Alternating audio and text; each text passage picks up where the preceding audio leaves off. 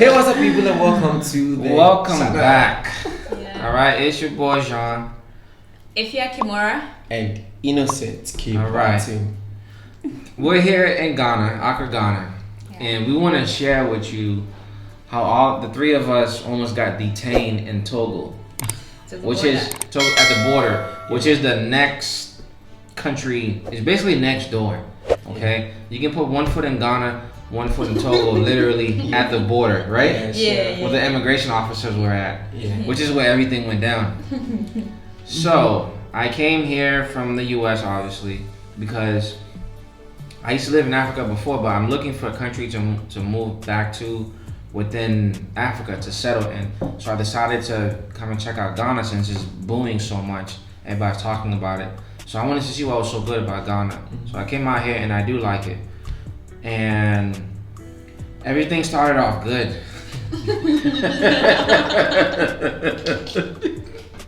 Everything started off good. Yeah. I arrived. I had a little issue at the airport, but it was nothing serious. We took care of that. But to make a long story short, Jane visited Ghana. she calls me Jean still, but it's okay. Jane visited Ghana on the 4th of September. Yeah. Yeah, so we went to meet him at the airport.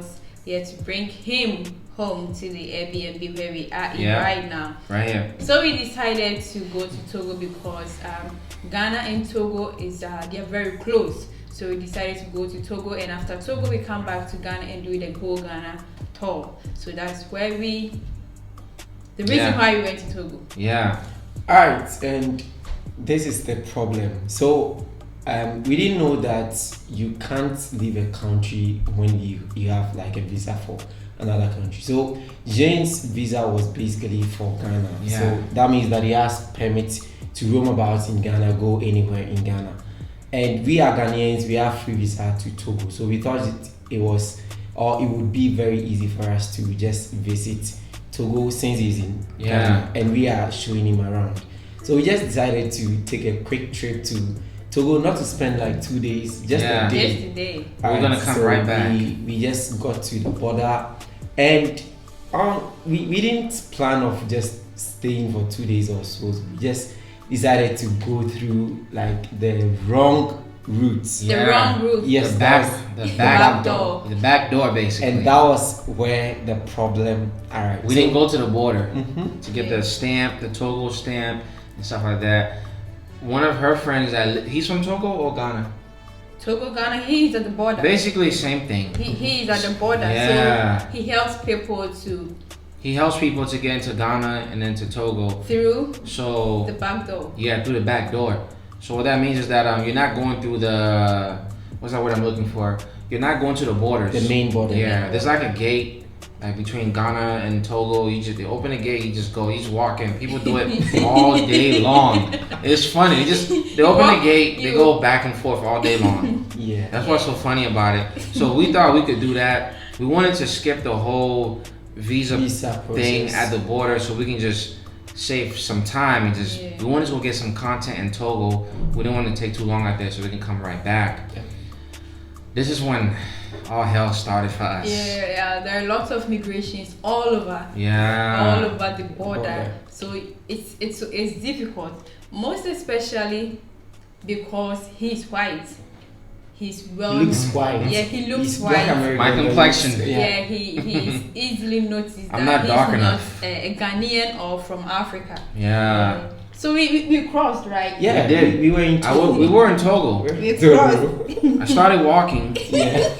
I walked right by the immigration officer. At that point, I was like, there's an officer right here. We just walked into Togo. But they didn't say anything, so I thought it was okay. Yeah. And then after that, your friend that brought us into Togo, Yeah. he called and he said, So just the officer wants to say hi. I'm like, oh gosh, for the grace of God. So I walked back over there, and first thing the officer asked me, he was like, where are you from? I'm like, from the States. I'm from the US. He's like, okay, where's your passport? Let me see your passport. I was like, oh shit. I was like, damn, man. And this is when I started getting I wasn't scared or anything, but this is when I started getting a bad feeling that as smooth as we thought the day was gonna go, it wasn't gonna be smooth anymore. Of course. So, carry on. It's like we crossed the border before he was called and just asked of his passport. We crossed at around 4. Around 4. Yeah. Then when he took the passport to the immigration officer, they took him to the border back to Ghana. So they took him from Togo, then back to Ghana. And we were standing in Togo. We were in like Togo and he has been taken to Ghana. Yeah. So we can't go without him. We have to go get him. So we crossed again to Ghana to go get our friend back to us to Togo. Yeah. Then when we went. Okay, so one officer said that it is very illegal for us to use that route, but they are at the border. They know that people use, but they are telling us that people it were is doing illegal. it. Yeah, I was like, wow, this is like, okay. At that point, I was confused. I don't take so. I don't take madness. I don't take far. I don't take so far, minutes. So I didn't know exactly what he meant, but then he said that it was illegal, and then we had to go through the normal procedure, go to the border to get a different visa for James, since he has just a Ghanaian visa. Yeah. So just to cut everything short and not go through the whole process. Okay, this thing, like, why didn't you go for the visa at the correct route? Our money was on our phone, like James, like we used our CDs on our phones and physical CDs, but James' own was on his phone. Oh yeah, we forgot to mention that. That's the whole process. Yeah, so what happened is that also we forgot to mention this part. Yeah. When I entered the continent from the States, from the US, when I entered here, my bank account got locked. My debit card was locked. So they suspected suspicious activity, like, why are you here? Because normally when you travel like that, you let your bank know. Yeah. So I was just rushing, trying to get ready for this trip, and I forgot to notify my bank. So when you're physically already here and your account is locked already, and then you gotta contact them, it becomes more suspicious to them. Now they want to know like what exactly is going on before they can unlock it. Because there's a lot of scams out there. So that's what ended up happening to me. So I was pretty much financially handicapped. I was financially handicapped. Luckily, I got good friends here. They were able to contact their family and stuff like that and get some cash. But I did get my whole bank thing situated. I had to send them a copy of my passport and a copy of my trip, my itinerary ticket to prove to them that I am here. And they saw the stamp of my passport, and that's how they finally believe me that it's physically me that's here. So at this point, we had to like talk things out with the immigration guy. So we're using the unapproved route, and we needed to get to Togo. So we just got into a conclusion with him that we are going to, you know how we do it, right? We are going to pay a little amount, give him a little money. And then, but just like they are saying, the bank was still closed. We didn't have enough cash on us. And then he was insisting that if you are not paying the cash in full, we are not going to Togo. And then at this point, James' passport had been confiscated. He took my passport. And that was where the whole problem started. The immigration officer from Togo took from Ghana. From Ghana, I mean. He was at the border, I mean. He took my my passport. He confiscated it. So I was just like, damn, I need my passport though. I was like, whew, this is just getting worse and worse. So before you get a passport, you have to pay this amount of money to him. So the amount of money that he wanted, we didn't have enough on us, because we're like we just mentioned, we were financially handicapped in a way. So we didn't have enough money on us. Plus we needed to know where were we going to sleep in Togo. We gotta eat. We can't starve. We need a place to sleep. We gotta eat. You know. So that's important to us also. We was just trying to get some, as content creators, we just wanted to get some content in Togo since it's next door to Ghana. Just see how Togo is like. We were really just quick, basically at the surface of Lomé. We didn't even go inside Togo. Exactly. Like just the surface of Lomé. Get some quick content, and we were gonna come right back. But little did we know, that was not gonna happen real quick. So fast forward, this immigration guy said that okay, he would understand. He will keep the passport. He will allow us into Togo. Upon returning, we are going to pay the amount, and then we are going to get a passport. Knowing very well, or we were thinking that maybe when you get to Togo, the bank will be open for Jen, and then we can cash out some amount, and then when we are returning, like we said, we are spending just a day over there. So we finally got into Togo, and can you guys imagine the hotel that we stayed in?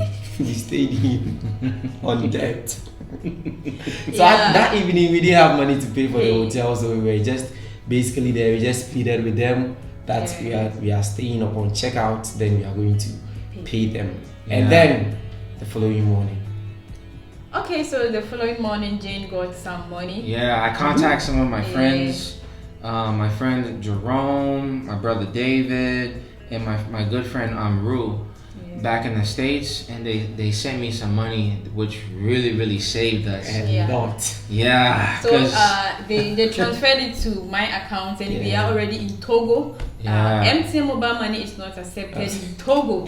So we have cash, mobile cash on our phone, but we can't change it, like we can't cash it out in Togo. So what should you do next? Come to the border. You have to go back to the border to go get some cedis, then change it to safer. That's the currency here. Yeah, the currency in Togo is safer, and we are using Ghana. We're having Ghana cedis on our phone. We can't cash it out in Togo, so you have to go to the border to go get some cash out before you can. It was a whole long process. So we did go back to the border, cash out, change it to cedis. Then back to the hotel. It was a process, as you can hear. Yeah, we paid the hotel attendants, and then we toured a little. Yeah. Finally, we had a chance to explore a bit. Finally. Togo. We had a friend in Togo. Yeah, that young guy we met. That was very nice of him. Yeah. He came to the. He speaks a little English. He speaks 4 languages: English, French, and then Dutch. Yeah, that was very nice of him. Yeah. Maybe if we can put like a photo of him in the video, we'll just throw something in there. So now we are done exploring Togo, we are going back to Ghana. And another problem comes there. Exactly. So when we got to the border, we are supposed to give. Let's say we are giving the immigration guy X amount. So we got to the border. We said that we discussed or we agreed on this amount, and we want to give him. And this guy said you are supposed to add up before you get the passport back. And guys, at this point we were still handicapped because financially. Because the account wasn't still open, so we were just basically calling people to get resources together. And then we said that okay, at this point we are going to give you this amount, take it, give us the passport back, and then when you get back home we are just going to try to sort things out. And this guy who does that? Give it to us. So finally we had to just let go, just leave the passport to him, and then return to Accra because it was almost getting late. It was almost 7 p.m. So we finally just got on the bus and left the passport there. We left the passport at the border. We are trying to get to Accra. Now we got to Sogakope. Oh gosh, we wasn't expecting this part. We got to final. Came as a surprise. I think that was a final checkpoint. Ooh, we were sleeping in a bus. Yes. We just said everybody get down. Get out the bus. Ghana card. And he was sleeping. He couldn't even hear what was going on. So he also delayed. When the lady said, the immigration lady, when she said everybody should get out, he was sleeping, so he was just sitting there, and that even worsened things out. Because they initially thought that because he was not having his passport, that was why he didn't want to come out. So they got angry, took us to the office, and then talked things out. Yeah, they sure did. They were asking me for my passport. I told them I didn't have it. It was like, they was like, how you don't have your passport? I was like, I lost it. I lost it. And then I was like, then she asked me again. Then her boss asked me. I was like, I forgot it. So at this point, we were just trying. He was just trying to cover up things. Just so immigration stuff. Like, but they've been doing the thing for like a long time, and they sensed that there was something fishy going on. So one of them said that he's going to get to the root of it, and that was when he took us to the room. He actually was a nice guy. We should have just told him whatever transpired at Aflao border. So basically, at the end of the day, we explained things to him, and then he was kind enough to call the other guy at Aflao border to talk his colleague. He told the boy, you call him. But I told him that we are having his number. Because he wasn't believing us. Yeah. He said he has heard our side of the story. He didn't know the side of the And luckily, Efya got this is it was even a mistake. Like my hand just hit on the number. The immigration officer at the Ghana-Togo border. Imagine if you didn't have that the officer's number. We would have slept at Sogakope, maybe behind the river. Maybe there's nowhere to sleep over. There was. You were keeping long, and the driver also was getting angry. The people in the bus. They wanted because to we were go. just delaying them. They wanted to go. So she called the officer that had my passport. Yeah. She had his number, so she called him and put him with the officer that's stopping us at the border, put them on the phone together, and that's how he figured out the whole thing. And he informed his colleague that what he was doing was wrong by keeping my passport. If something like that should have happened, he was supposed to, I guess, take me to the border. Whatever fee, some paperwork has to be done. If I have to pay a fee or whatever, blah blah blah, something like that should have been done. But instead, the officer kept my passport because he wanted more money. So the officers at the Sogakope, I think, we talked to the checkpoint, they were very nice. At least they had they took their time to investigate the issue, and then they went to the very bottom line of it. At the end of the day, he took the other guy at the Aflao border out, and then I think he was in a higher rank than him. So he was a command thing. So he commanded him that he should bring my passport back. Now remember, at this point we had to add up to the money that he took. But thank God we didn't pay that other amount. Exactly.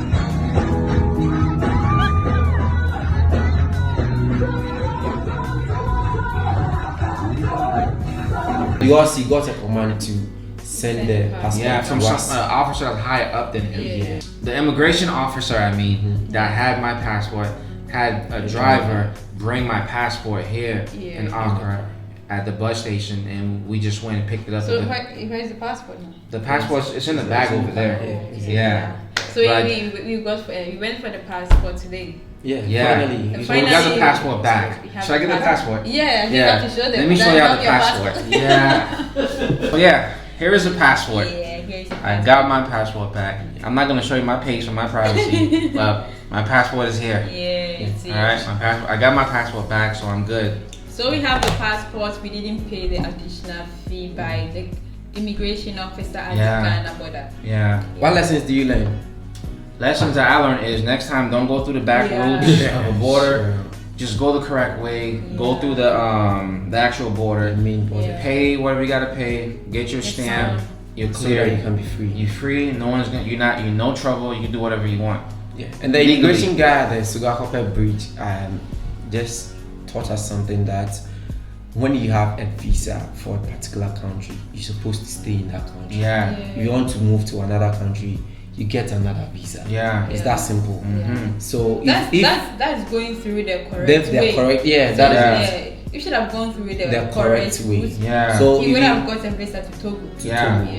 And we as Ghanaians, we have visa free to Togo. So even if you don't have a visa, you can show your Ghana card and then go to Togo. So I think it's a lesson to everyone else that next time if you have a visa for a particular country and you want to move even to the nearest country, just get another visa. So save yourself the headache. Don't take the back door. Don't take the back door. Don't do it. People do.